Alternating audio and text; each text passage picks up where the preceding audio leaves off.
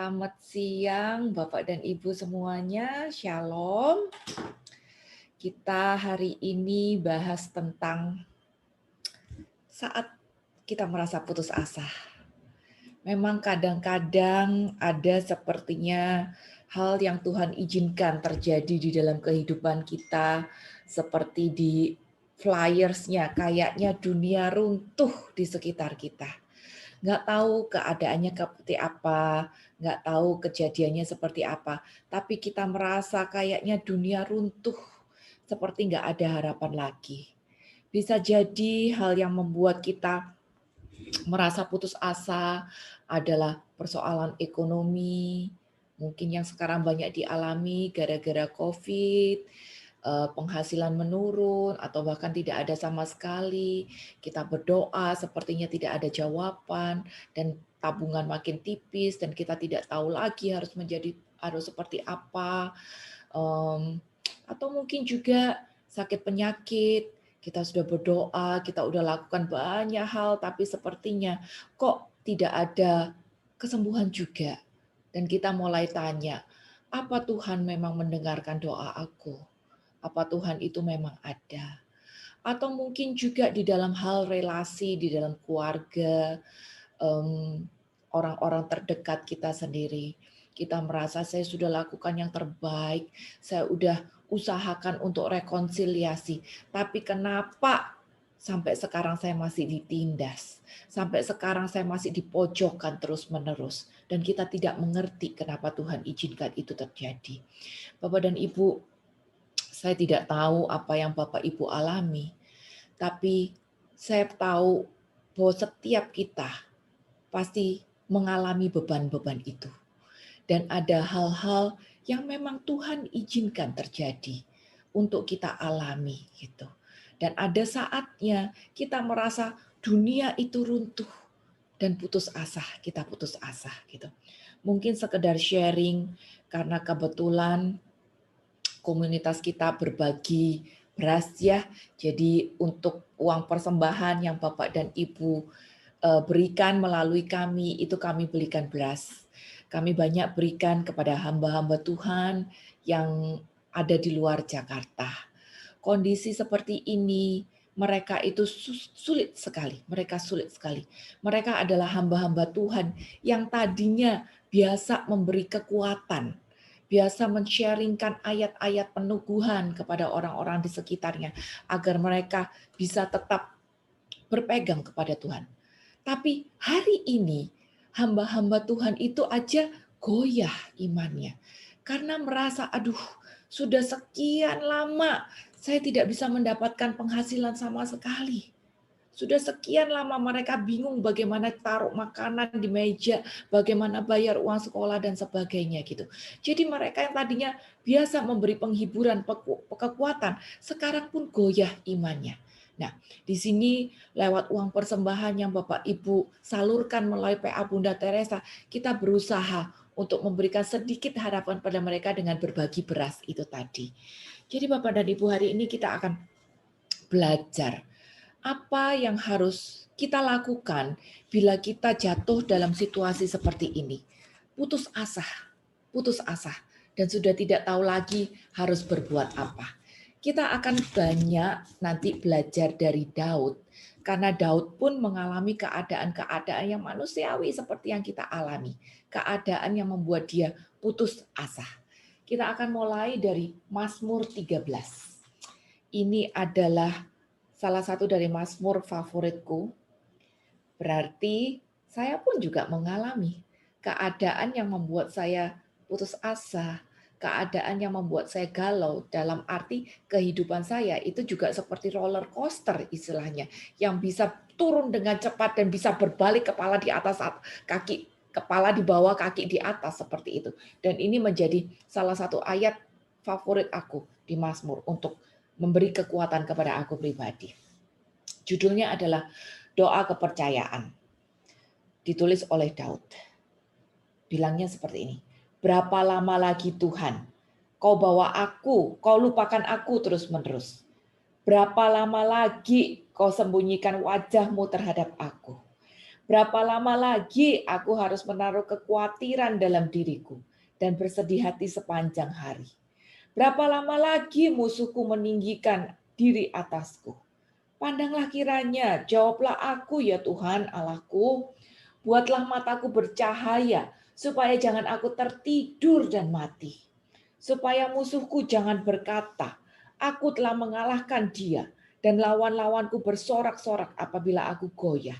Tetapi aku, kepada kasih setiamu aku percaya. Hatiku bersorak-sorak karena penyelamatanmu. Aku mau menyanyi untuk Tuhan, karena ia telah berbuat baik bagiku. Bapak dan Ibu, lihat, Mazmur ini isinya keputusasaan.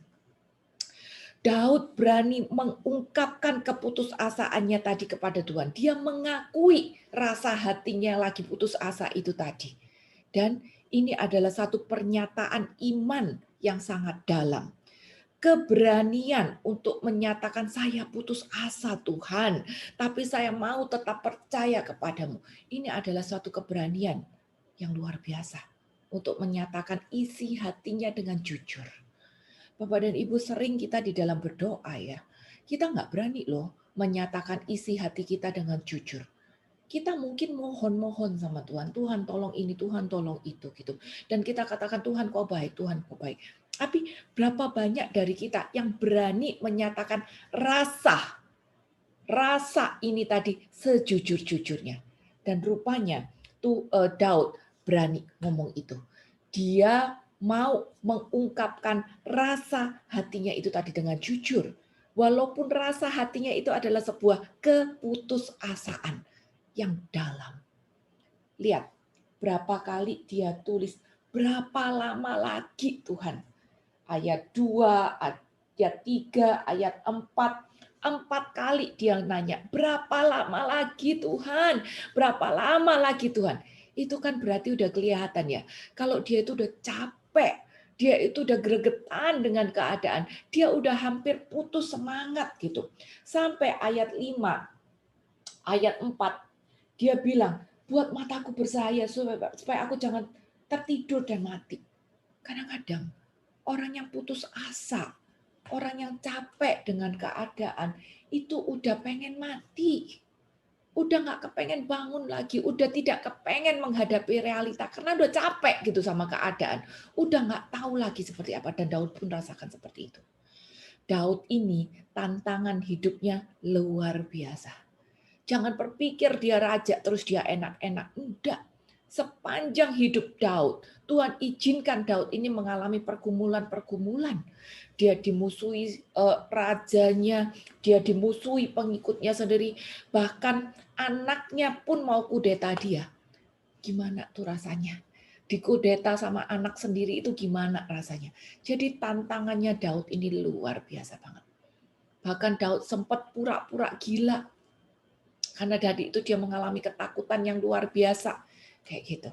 Jadi Mazmur 13 ini adalah ungkapan kejujuran dari Daud. Tapi Bapak Ibu perhatikan ya, pada saat Daud berani mengungkapkan kejujuran perasaan itu tadi, bahasa kita sehari-hari sekarang itu adalah curhat. Dia berani curhat problemnya. Dia berani curhat beban hatinya. Aduh Tuhan, aku capek. Aduh Tuhan, berapa lama lagi Tuhan? Aduh Tuhan, ini musuhku udah deket banget Tuhan gitu. Curhat sama Tuhan. Nah, pada waktu dia curhat, perhatikan satu hal. Curhat itu bukan cuman mengeluh gitu. Bukan. Tapi curhatnya dia selalu diakhiri dengan ayat 6. Kepada kasih setiamu aku percaya. Aku bersorak-sorak karena penyelamatanmu. Aku mau menyanyi untuk Tuhan karena ia telah berbuat baik padaku. Di akhir setiap curhatannya Daud, dia selalu mengungkapkan imannya. Dia selalu berjuang untuk membangun imannya. Dan dia selalu memuji Tuhan. Jadi Bapak dan Ibu, kita belajar dari Daud. Curhat itu boleh. Mengungkapkan beban kita sampai habis-habisan itu tidak apa-apa. Tapi bukan berarti kita cuma mengeluh. Di akhir curhatan kita, kita selalu harus berjuang untuk bangkit. menguatkan iman kepercayaan kita, dan memuji Tuhan. Ini yang harus kita lakukan. Dan ini akan menjadi kunci kebangkitan kita atau kunci agar kita bisa bangun dari rasa putus asa kita. Oke, itu inti pelajarannya. Jadi sampai sini sebenarnya sudah selesai. Karena itu adalah inti pelajarannya. Jangan cuma curhat doang, tapi kita harus bangkit menguatkan iman kepercayaan kita dan memuji Tuhan. Gitu. Oke, kita bahas sampai details ya. Kita lihat. Jadi hal pertama yang Daud lakukan pada saat dia merasa putus asa, pertama, dia menguatkan kepercayaannya. 1 Samuel 30 ayat yang ke-6. Ini salah satu contoh yang aku paling suka tentang Daud. Karena hari itu Daud ini ada paling kecepet gitu deh. Ini bisa dibilang ini masa paling susah di sepanjang perjalanan hidup Daud. Karena hari itu Daud itu lagi dimusuhin sama Saul. Berarti dia adalah buronan negara. Dia dimusuhin nama raja, berarti dia jadi buronan negara. Lalu Daud itu juga dimusuhin sama bangsa-bangsa asing. Jadi yang kejar dia banyak banget. Tapi hari itu dia bukan cuma jadi buronan negara, dia bukan cuma jadi dicari kepalanya sama bangsa-bangsa asing, tapi pengikutnya sendiri juga kejar-kejar dia. Pengikutnya dia hari itu kecewa banget karena merasa terjebak oleh musuh, dan pengikutnya merasa Daud ini kan leader, kenapa bisa sampai izinkan mereka terjebak oleh musuh dan kalah sampai habis-habisan. Jadi pengikutnya Daud, prajuritnya dia pribadi, marah sama Daud sampai mau lemparin dia dengan batu sampai mati gitu. Jadi hari itu Daud itu sendirian. Tidak ada yang support dia. Benar-benar sendirian. Bapak dan Ibu, kalau kita di dalam keadaan putus asa, rasa sendirian itu yang paling membuat kita down.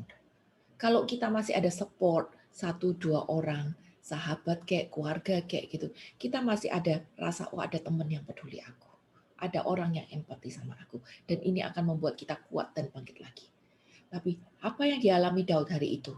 Dia cuma sendirian. Maka dia down luar biasa. Putus asa luar biasa. Tapi lihat apa yang dia katakan di ayat 6. Daud sangat terjepit karena rakyat mengatakan hendak melempari dia batu. Seluruh rakyat itu telah pedih, masing-masing karena anaknya laki-laki dan perempuan. Tetapi garis bawahi, Daud menguatkan kepercayaannya kepada Tuhan Allahnya. Ini yang dilakukan oleh Daud pada saat dia jatuh oleh keadaan. Dia putus asa, dia down. Kunci pertama adalah kuatkan kepercayaannya. Kuatkan kepercayaan. Ini pula yang harus kita pelajari pada saat kita jatuh, kecewa, marah, putus asa. Kita harus belajar seperti Daud untuk menguatkan kepercayaan kita. Pada waktu kita menguatkan kepercayaan kita kepada Tuhan, kita bisa lakukan, kita bisa doakan ayat 13 itu tadi. Seperti Daud, walaupun dia putus asa, walaupun dia sedang kecewa, dia kuatkan imannya dia, dan dia percaya Tuhan mendengar doanya. Doanya Daud bukan bilang, Tuhan bebaskan aku, Tuhan kasih aku pasukan lebih, Tuhan buat aku menang. No, doanya tidak seperti itu. Tapi doanya dia, berapa lama lagi Tuhan kau sembunyikan wajahmu? Berapa lama lagi kau biarkan aku sedih? Lihat aku Tuhan, kasihani aku Tuhan, jangan sampai aku mati dan musuh bersorak-sorak dan buntutnya. Tetapi aku kepada kasih setiamu, aku percaya. Jadi ini kunci pertama. Kuatkan kepercayaan kita, dan kita harus percaya kalau Tuhan itu mendengarkan doa kita. Walaupun mungkin hari ini doa itu belum dikabulkan, tapi kita tetap percaya bahwa Tuhan pasti mendengarkan doa kita. Lalu Daud juga percaya kalau Tuhan mendengarkan ungkapan perasaannya itu. Ini keberanian Daud. Mengungkapkan perasaan itu tadi. Dan pada waktu Daud mengungkapkan perasaannya itu tadi, berapa lama lagi Tuhan kau biarkan aku khawatir, berapa lama lagi Tuhan kau biarkan musuh ini beria-ria atas aku gitu. Ini ungkapan perasaan yang butuh keberanian untuk bisa dilambungkan kepada Tuhan. Tapi Daud percaya pada saat dia mengungkapkan perasaan yang lagi negatif itu tadi, Tuhan tetap mencintai dia. Ini Bapak Ibu, hal pertama yang harus kita pelajari. Daud tetap percaya bahwa Tuhan mendengarkan doanya. Daud tetap percaya bahwa Tuhan mengizinkan dia untuk mengungkapkan perasaannya itu tadi dan tetap mencintai dia. Dan Daud percaya, makanya dia tetap kuatkan iman kepercayaannya itu tadi. Itu hal pertama yang harus kita lakukan. Lalu agar kita bisa bangkit dari keterpurukan ini tadi, kita juga harus tetap fokus. Setelah kita menguatkan iman kepercayaan kita kepada Tuhan, kita juga tetap fokus pada karakternya Tuhan. Ya, itu judulnya. Kita tetap belajar untuk fokus pada karakternya Tuhan. Yaitu bahwa karakter Tuhan itu kekal. Apapun keadaannya, kapanpun hal ini terjadi, karakter Tuhan itu adalah kekal. Yesaya 5 ayat Yesaya 9 ayat yang ke-5b. Yesaya 9 ayat yang ke-5d. Delta.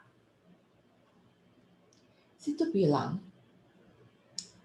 dan namanya disebut orang penasehat ajaib, Allah yang kekal, Allah yang perkasa, Bapa yang kekal, Raja damai. Kapanpun kejadiannya, apapun bentuknya, kita harus tetap berpegang pada karakternya Tuhan, bukan karakter manusia. Jangan berharap pada saya, jangan berharap pada Romo, jangan berharap pada ketua kita, jangan berharap pada siapapun karena manusia bisa mengecewakan. Tapi kita harus taruh harapan kita pada karakternya Tuhan.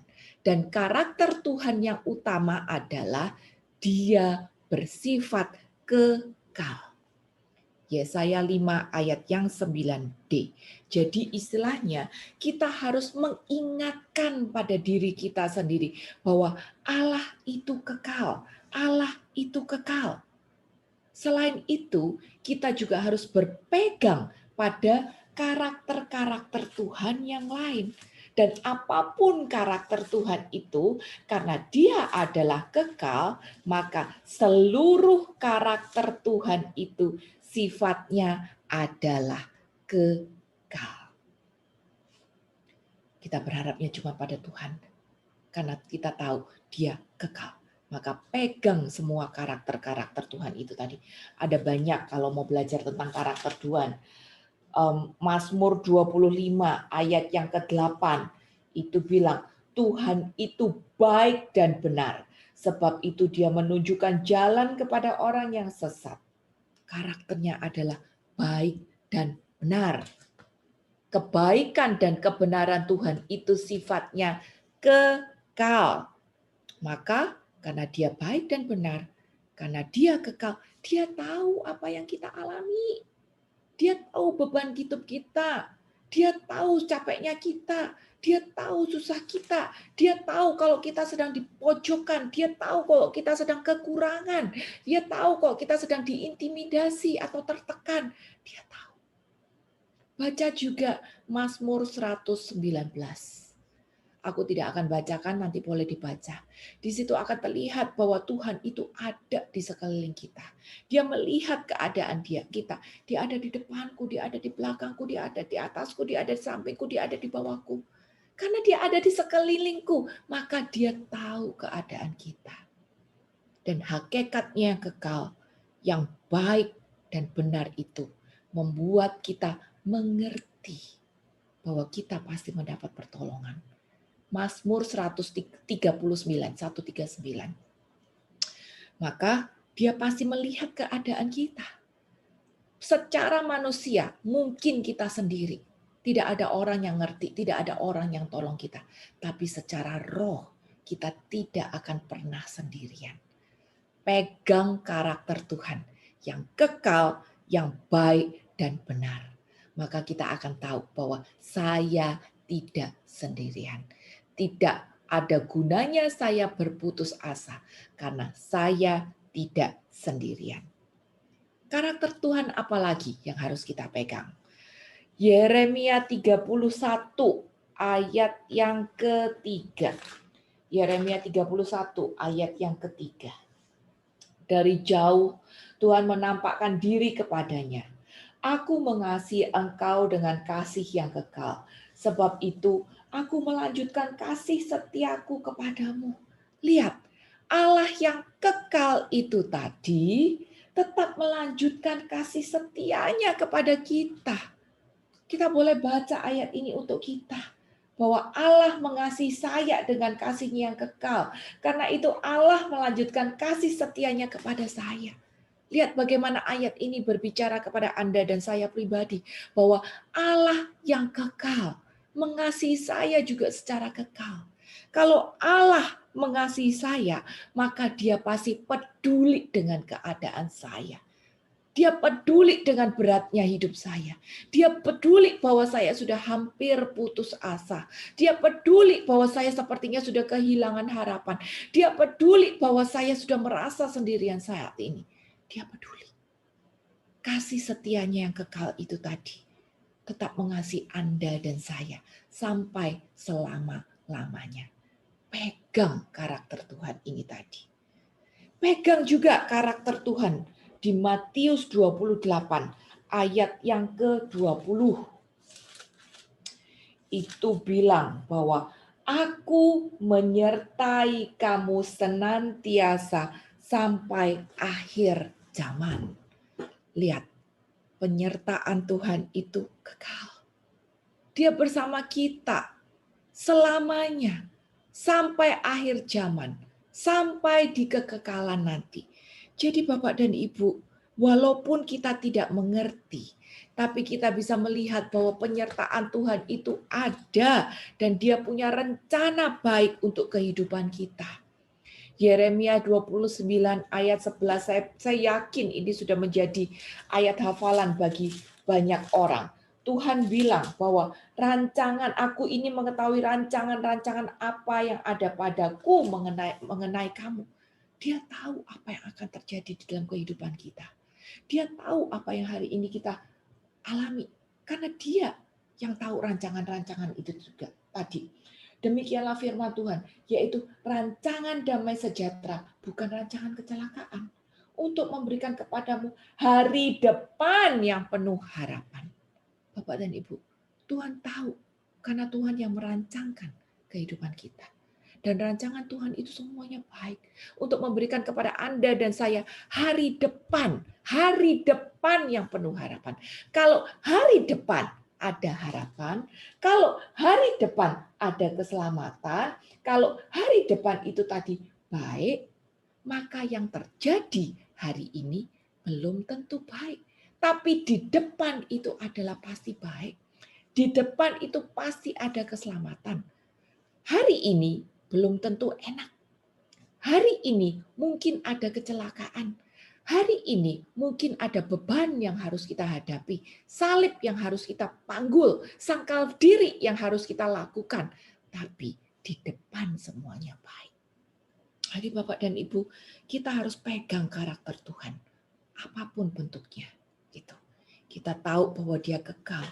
Kita tahu dia baik. Kita tahu dia mengasihi kita. Kita tahu bahwa dia selalu ada bersama kita. Pegang itu semua. Dan pegang juga bahwa janji-janjinya adalah iya dan amin. Bilangan 23 ayat yang ke-19. Bilangan 23 ayat 19. Allah bukanlah manusia sehingga ia berdusta.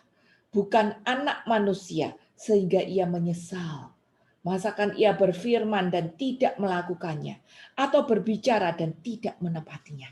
Lihat, manusia mungkin mengecewakan. Manusia mungkin selalu ingkar janji. Tapi Allah bukan manusia. Jadi janji-janji Tuhan pasti digenapi. Karena Allah kita bukan Allah pembohong. Dia pasti menggenapi janji-janjinya.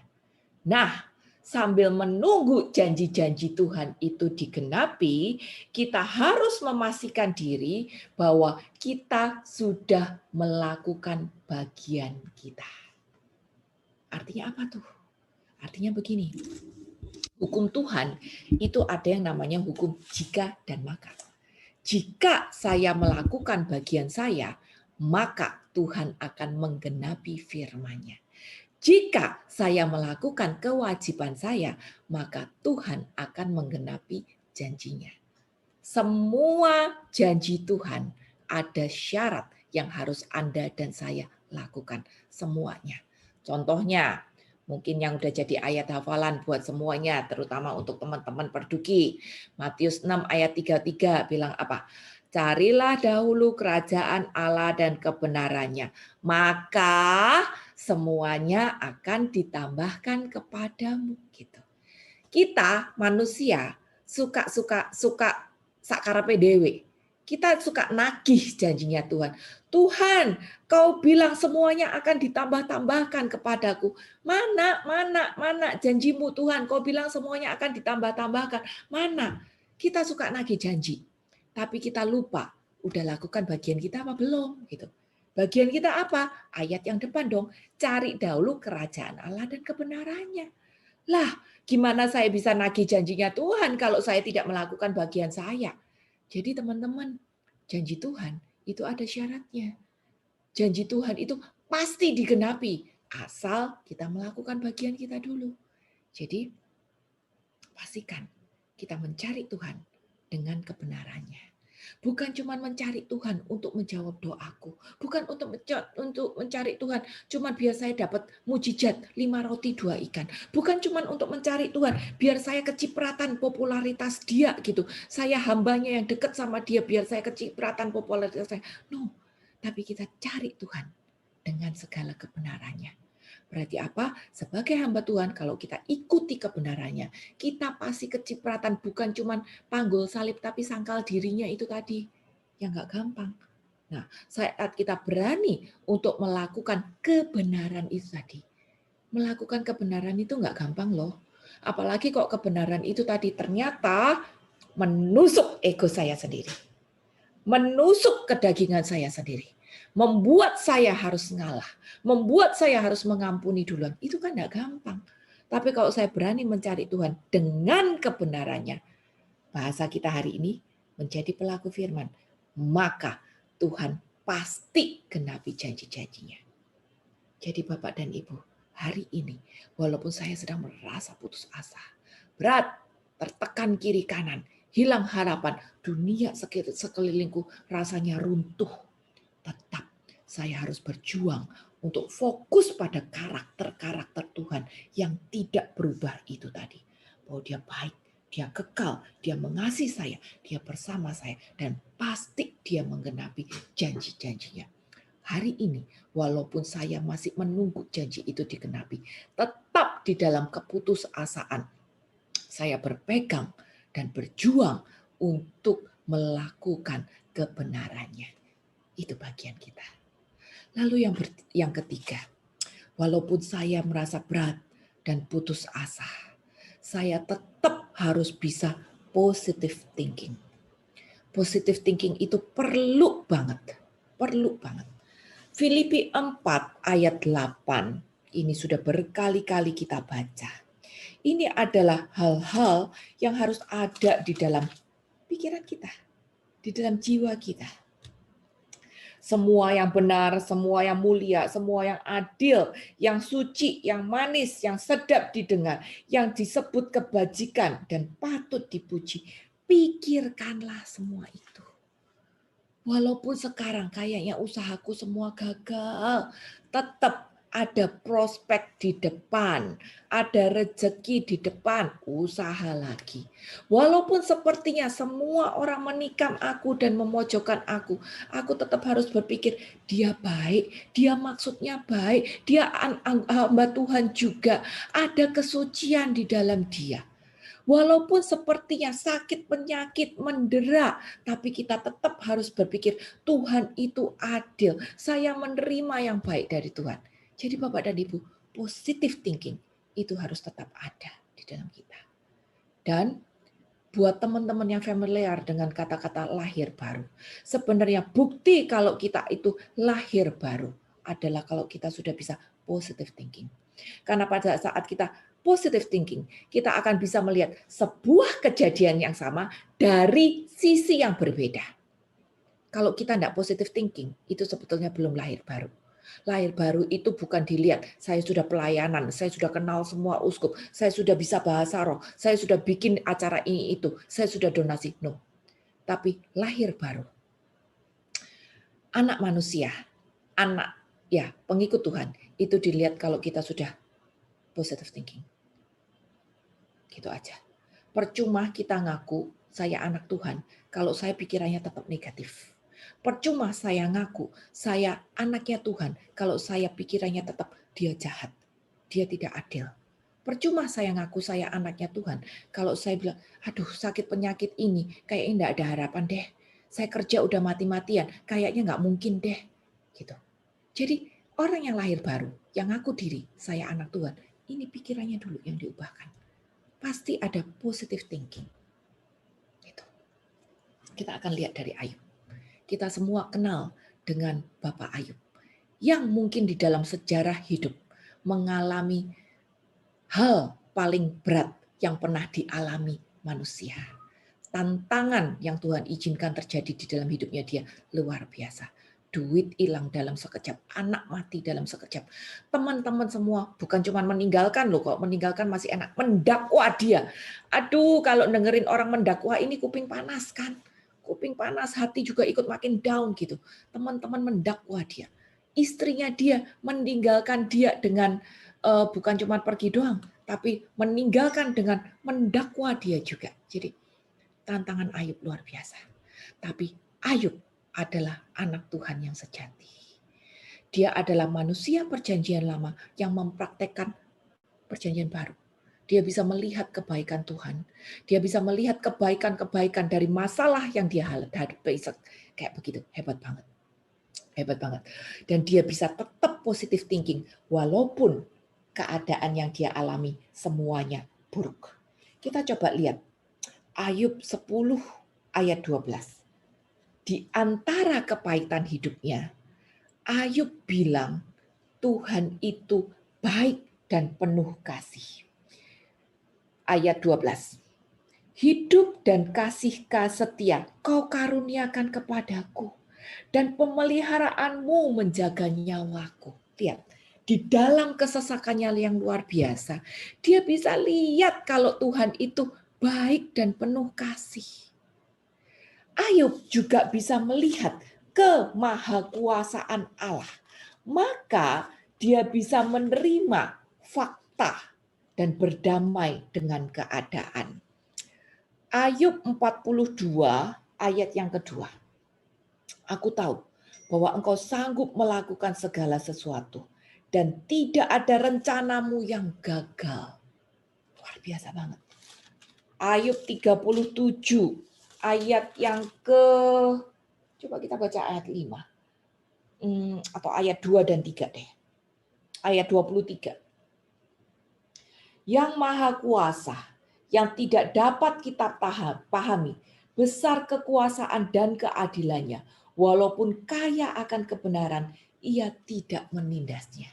Lihat, di antara tekanan hidup yang luar biasa, Ayub sanggup untuk berpikir positif dan melihat kemahakuasaan Allah. Bapak dan Ibu, ini apa ya? Ini tindakan iman yang luar biasa banget. Kemampuan untuk menerima diri, menerima keadaan, kemampuan untuk menerima fakta, kemampuan untuk menerima realita. Ya, Ini kejadian yang memang aku harus alami. Dan ini adalah sesuatu yang diizinkan Tuhan. Dan aku terima keadaan itu. Ini luar biasa banget. Dia menerima kemahakuasaan Allah. Dan dia tidak marah dengan keadaan. Nah sekarang, kalau kita mengalami keadaan putus asa, apapun kejadiannya, bisa nggak kita menerima keadaan, realita bahwa ya ini memang faktanya, keadaan yang harus aku alami, keadaannya memang Tuhan izinkan terjadi untuk mendidik aku. Gitu. Inilah kemahakuasaan Allah. Kalau hari ini kita bisa menerima keadaan, kita bisa seperti Ayub yang menerima kemahakuasaan Allah yang mengizinkan hal ini terjadi di dalam kehidupan kita. Mungkin masalah ekonomi, mungkin masalah relasi, mungkin masalah keluarga, apapun itu, Tuhan izinkan terjadi untuk mendidik kita. Dan kita harus belajar untuk menerima fakta bahwa iya, memang ini keadaan yang Tuhan izinkan terjadi. Aku tidak kecewa, aku tidak marah, walaupun aku berat, aku ungkapkan doaku dengan berat itu tadi seperti Daud. Berapa lama lagi Tuhan? Berapa lama lagi Tuhan? Tapi aku tetap menerima fakta. Dan aku tidak kecewa sama Tuhan. Ini yang dilakukan oleh Ayub. Lalu Ayub juga tetap berpikir positif. Bahwa dia percaya Tuhan tetap memperhatikan setiap detail dari kehidupannya. Ayub 23 ayat yang ke-10. Karena ia tahu jalan hidupku, seandainya ia menguji aku akan timbul seperti emas. Lihat. Betapa positifnya Ayub. Di dalam keadaan yang down, sangat di bawah, sampai tidak bisa direndahkan lagi. Dia tetap percaya bahwa Tuhan memperhatikan setiap detail kehidupannya. Dia juga percaya bahwa Tuhan memegang kendali. Ayub 34 ayat yang ke-13.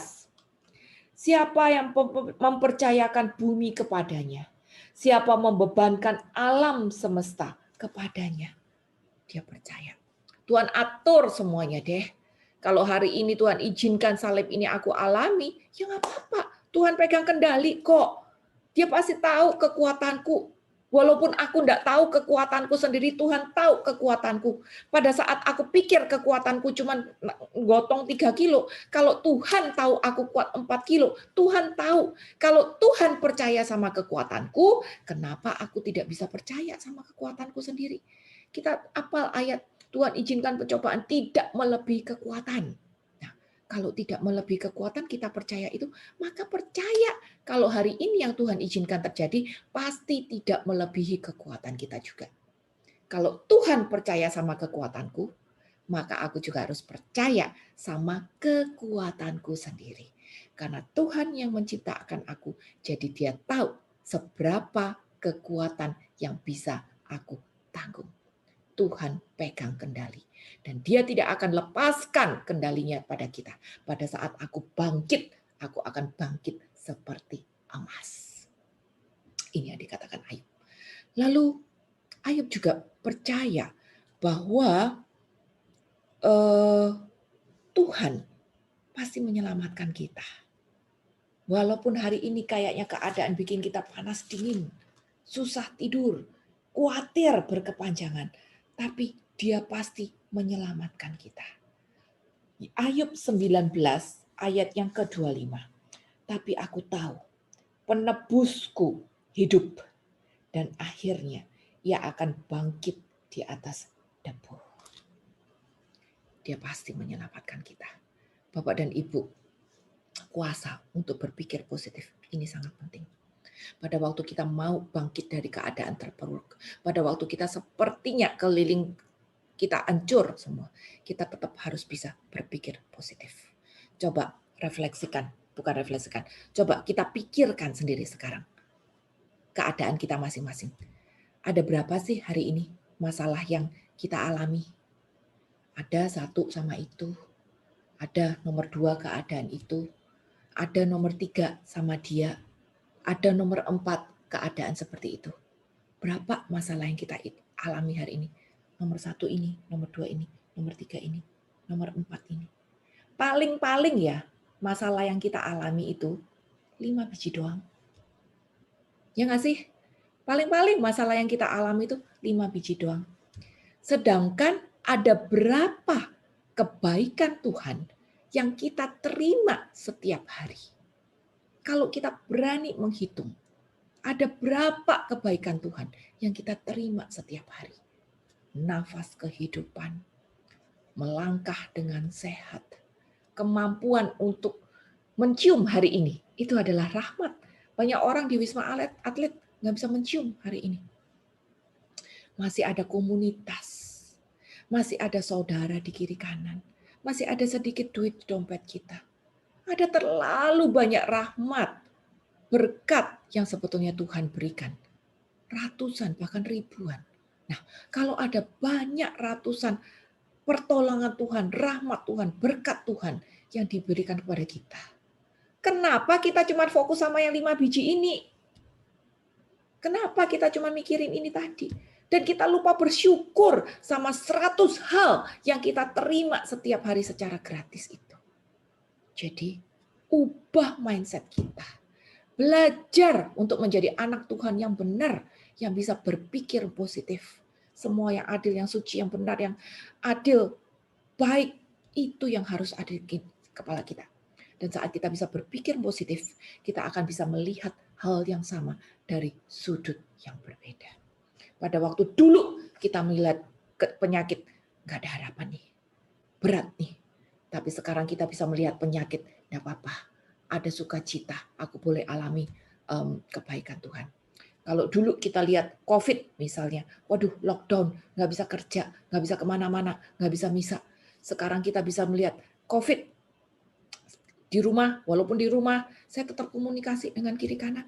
Nggak bisa misa ke gereja, saya bisa misa online setiap hari. Walaupun tidak bisa ketemu klien, kita tetap bisa ketemu secara online juga gitu. Ada banyak kebaikan. Dan COVID ini membuat kita hidup lebih sederhana. Berarti apa? Hanya terfokus kepada hal-hal yang perlu. Kalau dulu kita terfokus pada hal yang boten-boten, yang borjo-borjo, yang cuman ekstra. Hari ini Tuhan ajar kita hanya untuk fokus pada hal yang perlu. Keluarga, makanan secukupnya. Ini. Jadi kita belajar untuk berpikir positif. Gitu. Belajar melihat orang dan keadaan dari segi yang positif juga. Ini inti dari lahir baru. Bisa berpikir positif. Lalu, kalau kita sudah bisa seperti itu ya, sebenarnya keadaan yang kita alami, mau konflik kayak, mau masalah kayak gitu, ini akan mendidik kita untuk menjadi orang yang legowo, bisa terima keadaan. Mendidik kita menjadi orang yang lebih sabar dan tidak mengikuti emosi doang. Lebih ada penguasaan diri, lebih bisa menerima perbedaan, lebih bisa menerima orang lain apa adanya. Lewat kejadian ini, Tuhan mendidik kita untuk naik level iman kita. Jadi, kalau ada permasalahan yang sepertinya membuat dunia kita runtuh, kita jangan tanya sama Tuhan, Tuhan, why Tuhan, kenapa kok izinkan ini terjadi dalam kehidupanku gitu. Tuhan, kenapa gitu. No, jangan tanya seperti itu. Tuhan bisa aja jawab, why not? Kalau gua mau mendidik kamu ya why not gitu. Kita nggak bisa tanya sama guru kita, Tuhan kenapa, guru kenapa saya disuruh ujian, kenapa saya suruh bikin PR. Nggak bisa. Guru akan bilang, iya kamu harus ujian, biar kamu naik kelas. Demikian juga Tuhan akan jawab kita, ya nggak apa-apa, aku memang sengaja uji kamu, biar kamu naik level iman, biar kamu terbentuk karakternya. Gitu. Jadi jangan tanya sama Tuhan, kenapa Tuhan kok izinkan ini terjadi? Jangan. Tapi kita tanya sama Tuhan, Tuhan, kau mau bicara apa lewat peristiwa ini? Kau mau mendidik aku apa lewat peristiwa ini? Apa yang kau mau aku ubah di dalam hidupku? Mampukan aku untuk mengerti agar aku tahu apa yang harus aku ubah di dalam hidupku. Itu yang harus kita tanyakan kepada Tuhan. Jadi kalau ada masalah, Jangan langsung emosi, jangan langsung beber, jangan langsung tanya, why Lord, why me? Dan jangan langsung merasa semua runtuh. Tapi kita belajar untuk nanya sama Tuhan, Tuhan kau mau mendidik aku apa? Kau mau bicara apa lewat hal ini? Dan kita latih pikiran kita agar bisa berpikir positif. Lalu berikutnya, kalau Tuhan izinkan satu peristiwa berat, lama, harus kita alami, sebenarnya ini rada menyakitkan. Gini, tujuan Tuhan bukan kenyamanan hidup kita. Kalau hari ini kita nyaman, itu cuman bonus. Tujuan Tuhan itu bukan hal duniawi. Hal kenyamanan itu sifatnya masih duniawi. Tapi tujuan Tuhan agar kita bertumbuh di dalam karakter kita. Ini yang menjadi goal dari Christianity. Ini yang menjadi goal dari Christianity. Dan ini sebetulnya kita bahas setiap kali. Dengan bahasa yang berbeda-beda. Ini sebetulnya yang jadi inti dari Christianity. Minggu lalu Romo Wawor bahas imitatio Christi. Sama. Mengimitasi Kristus. Imitasi dalam hal apa? Dalam hal karakter. Jadi kita nggak gampang putus asa, kita nggak gampang kecewa, kita nggak gampang emosi, kita nggak gampang marah, kita nggak gampang menilai orang gitu. Kita harus meniru karakter Kristus. Jadi kalau Tuhan mendidik kita lewat peristiwa nggak enak, sebenarnya tujuan Tuhan itu untuk melatih karakter kita. Apa sih karakter yang harus kita punya agar kita bisa menjadi seperti Kristus? Kita udah sering buka ya. Matius 5 ayat 48 itu bilang, hendaklah engkau sempurna seperti Allah Bapa di surga sempurna. Ini Tuhan Yesus yang ngomong. Dia mau Anda dan saya menjadi sempurna seperti Allah.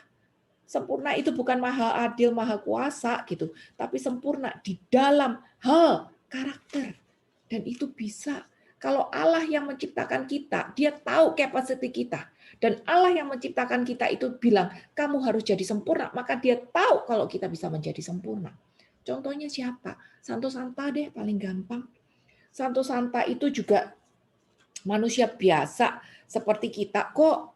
Bahkan kalau kita lihat banyak Santo Santa juga yang dimulai dengan kehidupan yang tidak bagus. Tapi mereka berjuang untuk menyerupai Kristus dan mereka menang. Makanya mereka bisa menjadi Santo Santa. Karena di dalam karakter mereka menjadi sempurna. Roma 8 ayat yang ke-29. Sebab semua orang yang dipilihnya dari semula, siapa yang dipilih dari semua? Anda dan saya bukan. Coba, yang merasa adalah orang yang sudah dipilih Tuhan, boleh angkat tangan. Kita adalah orang-orang yang dipilihnya. Karena kita adalah orang pilihannya sejak semula, maka kita sudah ditentukannya juga dari semula, garis bawahi, untuk menjadi serupa dengan gambaran anaknya. Supaya ia anaknya itu menjadi sulung di antara banyak saudara. 2 ayat. 1 keluar dari mulut Tuhan Yesus sendiri. Mengingatkan Anda dan saya bahwa goal dari Christianity adalah kesempurnaan secara karakter. Biar kita menjadi sempurna seperti Kristus. Kristus adalah kakak sulung kita. Kalau Kristus adalah kakak sulung kita, kita adik-adiknya, masa baperan? Kita adik-adiknya, masa gampang ngejudge orang? Kita adik-adiknya, masa sedikit-sedikit baper, sedikit-sedikit putus asa, dalam hidupnya cuma nelongso lagi, mengasihani diri, bersungut-sungut. Masa seperti itu? Kakak sulung kita sempurna di dalam karakter. Bisa berpikir positif, bisa bangkit dari keterpurukan, bisa melihat keadaan dari sudut yang baik, tidak putus asa, maka kita pun juga harus menjadi seperti itu. Jadi karakter-karakter apa yang harus kita punya agar kita bisa menjadi sempurna seperti yang Tuhan mau? Karakter-karakter itu adalah buah roh. Saya yakin Bapak dan Ibu semua sudah familiar. Galatia 5 ayat 22-23. Inilah karakter yang harus Anda dan saya punya, yang biasa kita sebut dengan buah roh. Tapi buah roh ialah kasih, sukacita, damai sejahtera, kesabaran, kemurahan, kebaikan, kesetiaan, kelemah lembutan, penguasaan diri. Ini sebetulnya karakter. Masa ngaku anak Kristus nggak lemah lembut? Masa ngaku anaknya Kristus nggak baik? Masa ngaku anaknya Kristus nggak punya empati? Nggak peduli sama orang yang lagi kebutuhan gitu? Ini sebetulnya hal karakter. Buah roh itu yang harus kita lakukan di dalam kehidupan kita sehari-hari. Adik, bertumbuh dalam karakter itu tadi. Kalau hari ini ada keadaan berat yang Tuhan izinkan terjadi di dalam hidup kita, Tuhan punya maksud untuk mendidik kita sehingga kita bisa makin baik di dalam hal karakter itu tadi. Jadi kalau hari ini kita lupa ya, misalnya kita capek, kita rasa kehidupan itu sulit, dan kita terlalu banyak bersungut-sungut, sebenarnya poin ini cukup keras. Karena kita harus tahu bahwa Tuhan itu punya kedaulatan atas hidup kita. Seperti yang diakui oleh Ayub, bahwa Tuhan itu maha kuasa. Jadi dia berdaulat atas hidup dia, atas hidup kita. Kalau dia izinkan hal ini terjadi, maksudnya pasti baik untuk mendidik kita. Jangan berdoa hanya untuk bersungut-sungut. Jangan berdoa hanya untuk minta-minta. Jangan juga terlalu memaksakan diri agar kehendakku yang terjadi. Orang yang tidak bisa terima fakta pasti memaksakan diri agar kehendaknya terjadi. Dan kalau kehendaknya dia tidak terjadi, dia pasti marah-marah dan kecewa. Gitu. Istilahnya begini, kalau kita bisa menerima kedaulatan Tuhan dan kita bisa mengasah diri di dalam hal karakter, maka kita akan tahu bahwa Tuhan itu bukan hambaku. Tuhan itu bukan hambaku. Jadi jangan ngatur-ngatur Tuhan. Jangan doa cuma untuk minta-minta doang. Jangan cuma bersungut-sungut doang. Karena Tuhan itu bukan hambaku. Bumi itu bukan surga juga. Jadi jangan berpikir bahwa kita hidup ini akan bebas dari kesesakan. Karena bumi itu bukan surga. Nanti udah di surga, kita baru lepas dari kesesakan. Jadi Tuhan itu bukan hambaku. Bumi itu bukan surga. Jadi terima kedaulatan Tuhan. Bersedialah untuk dididik secara karakter. Belajar untuk menerima realita. Masalah ini aku harus alami. Kejadian ini harus aku tanggung. Belajar untuk menerima realita itu tadi. Karena Tuhan bukan hambaku dan bumi ini bukan surga. Nah, sekarang kalau kita sudah belajar untuk menerima fakta itu tadi, baru kita bisa belajar untuk berjalan bersama dengan Roh Kudus. Efesus 4 ayat 23. Efesus 4 ayat 23. Supaya kamu dibaharui di dalam roh dan pikiranmu. Pada saat kita sudah belajar untuk menerima realita, baru kita bisa berjalan bersama dengan Roh Kudus. Gini, Bapak dan Ibu, pada saat kita punya pikiran baru, menjadi manusia baru, gitu ya.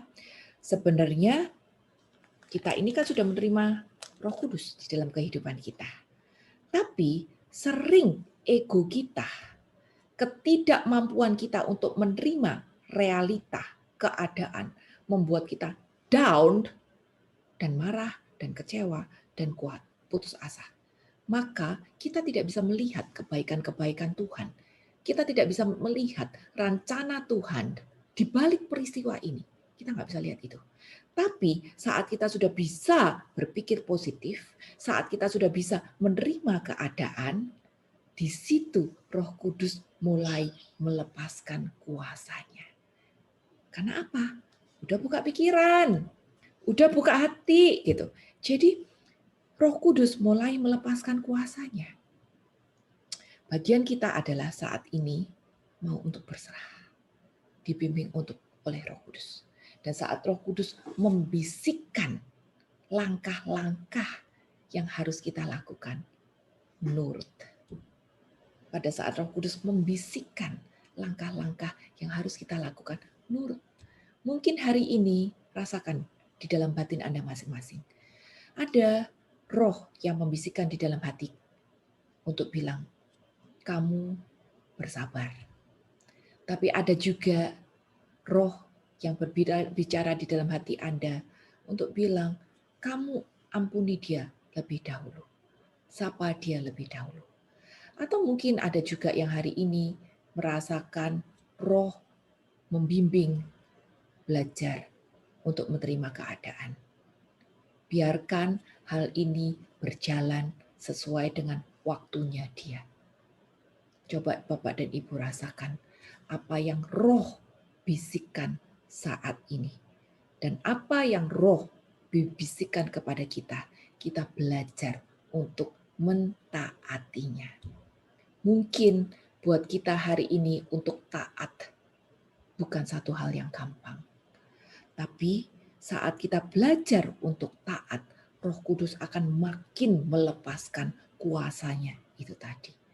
Mungkin buat kita hari ini rasa berat dan rasa saya tidak mampu untuk melangkah.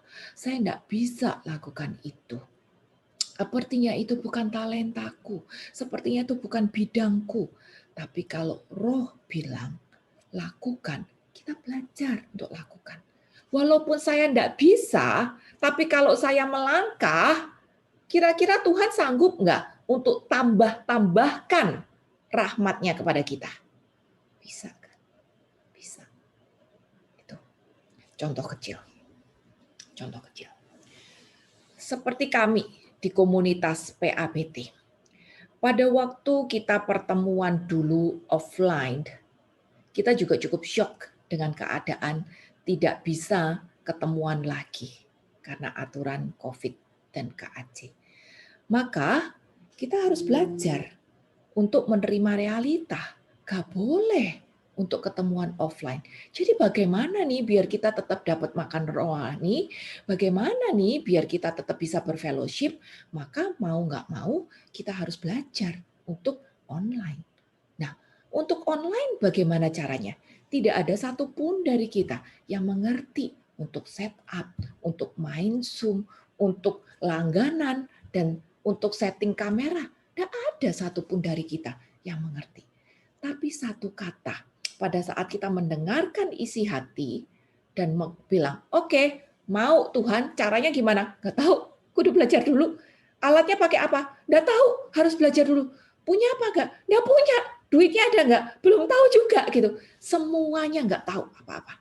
Tapi Roh Kudus cuma butuh satu kata, mau. Itu doang. Mau.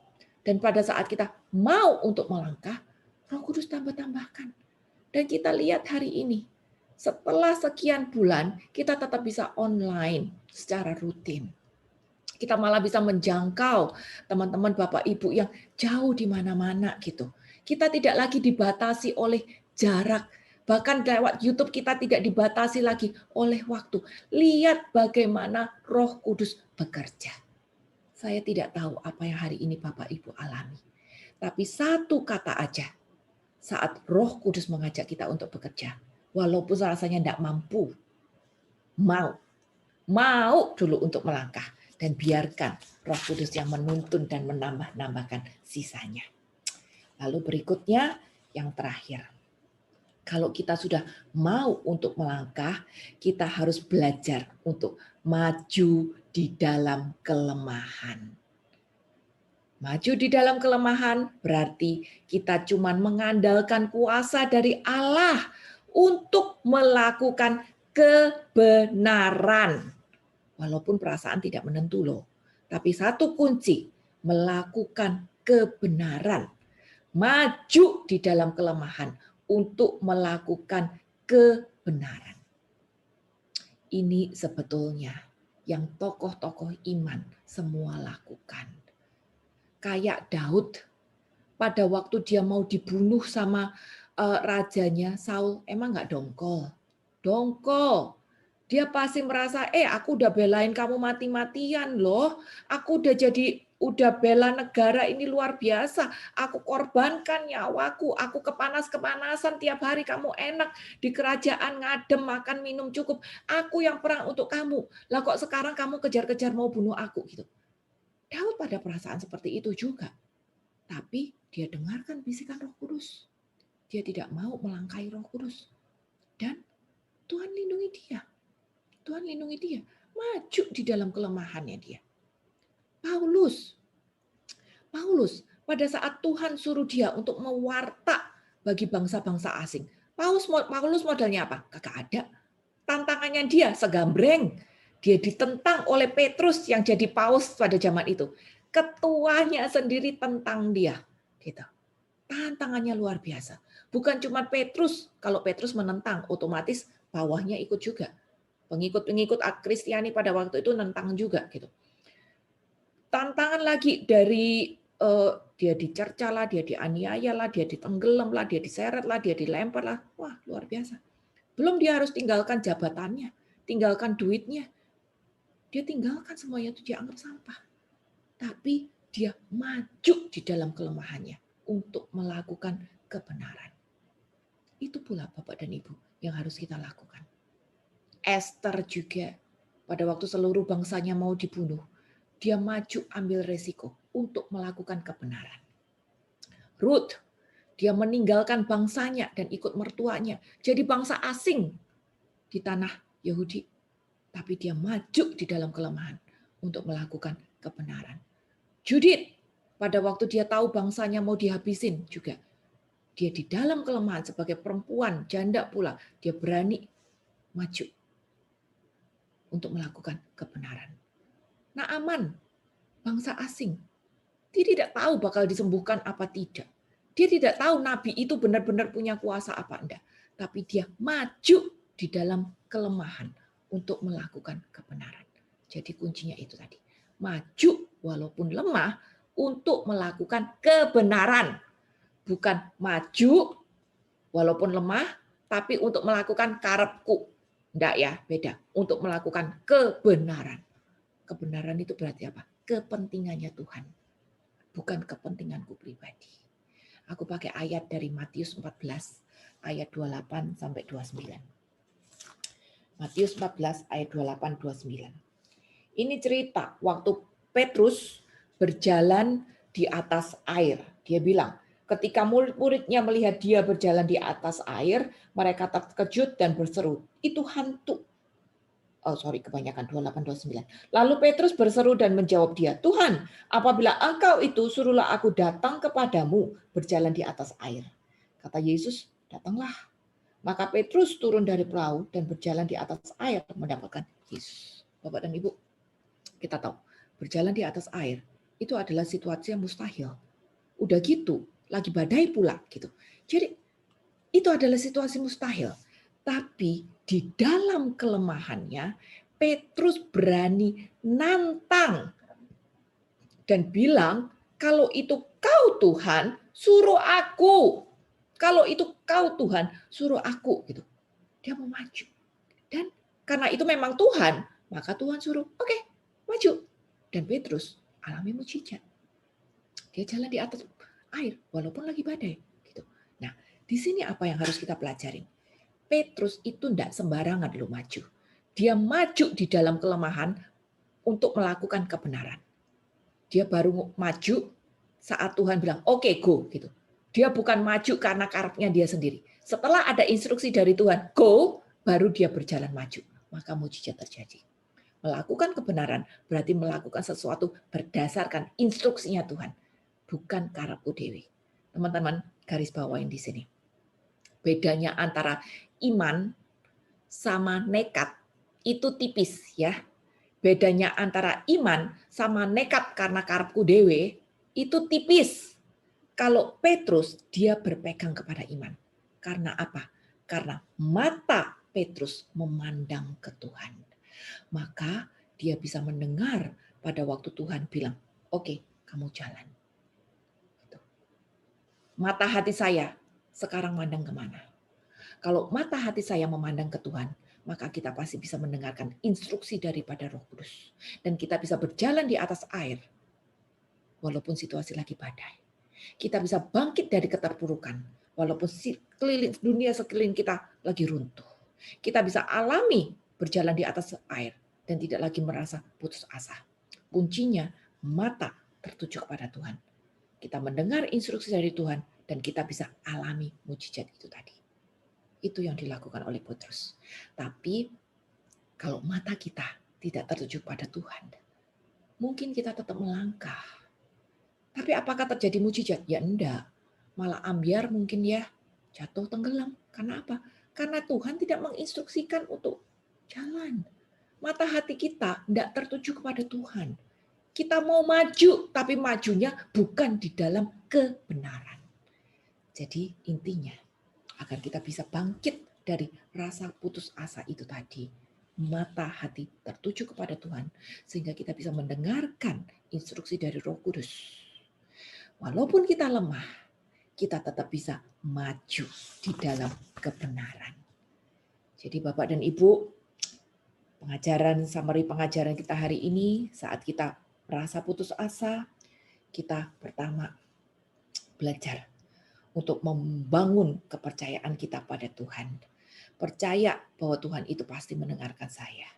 Percaya bahwa Tuhan mengizinkan saya mengungkapkan isi hati saya, beban hidup saya, rasa berat saya. Dan dia tetap mencintai saya. Tidak apa-apa. Tapi saya bukan cuma mengeluh-mengeluh doang ya. Kayak tadi di Mazmur 13, buntutnya adalah percaya, menguatkan iman kita pada Tuhan dan tetap memuji Tuhan. Dan itu tertuang di yang kedua, bahwa kita bisa melihat karakter Tuhan tidak berubah. Bahwa dia kekal, bahwa dia baik, bahwa dia mengasihi saya, bahwa dia tetap bersama saya, bahwa janji-janjinya pasti digenapi karena saya tetap melakukan apa yang harus menjadi bagian saya, bahwa dia tahu apa yang saya alami, bahwa dia tetap peduli, bahwa rencananya baik di dalam kehidupan aku. Gitu. Dan saya harus mengubah pola pikir saya. Melihat segala sesuatu dari sudut yang positif. Maka saya bisa merasakan, saya bisa melihat bahwa Tuhan baik. Dia penuh kasih. Dia maha kuasa. Dia tetap memperhatikan details kehidupanku. Dia punya kendali terhadap masalah-masalahku. Dia punya kendali terhadap apa yang aku alami. Dia punya rencana yang baik di dalam kehidupanku. Dan dia pasti menyelamatkan aku. Gitu. Lalu yang keempat, saat kita putus asa, kita tanyakan kepada Tuhan, Tuhan, kau mau bicara apa lewat keadaan ini? Tuhan, kau mau mendidik aku apa lewat ini? Tuhan, kau mau aku berubah apa? Gitu. Dan kita belajar untuk berubah. Agar karakter kita menjadi seperti Kristus. Agar kita bisa menghasilkan buah roh. Nggak mungkin kita bisa menghasilkan buah jiwa kalau saya sendiri belum menghasilkan buah roh. Saya harus berjuang untuk menghasilkan buah roh agar saya bisa menghasilkan buah jiwa. Di sini kita tahu kedaulatan Tuhan. Bahwa Tuhan itu bukan hamba. Bahwa bumi itu bukan surga. Jadi belajar untuk menerima realita. Berikutnya, kita bekerja sama dengan Roh Kudus. Katakan, ya saya mau melangkah. Walaupun saya tidak tahu ke depan kayak gimana, walaupun saya tidak punya apa-apa, saya tetap mau melangkah dengan integritas yang bagus, dengan ketulusan dan kesungguh-sungguhan. Saya tetap mau melangkah. Dan kalau kita sudah mau melangkah, kita tinggal menunggu pertolongan Tuhan, mujizat Tuhan. Kita pasti alami selama kita melangkah dengan integritas yang bagus. Karena di situ walaupun kita maju, walaupun kita lemah, kita tetap bisa maju. Maju bukan karena ego sendiri, maju bukan karena gue mau sendiri, tapi maju berdasarkan kebenaran Tuhan. Semoga jadi berkat, semoga jadi kekuatan yang memampukan kita bangkit dari keadaan putus asa. Tuhan Yesus memberkati.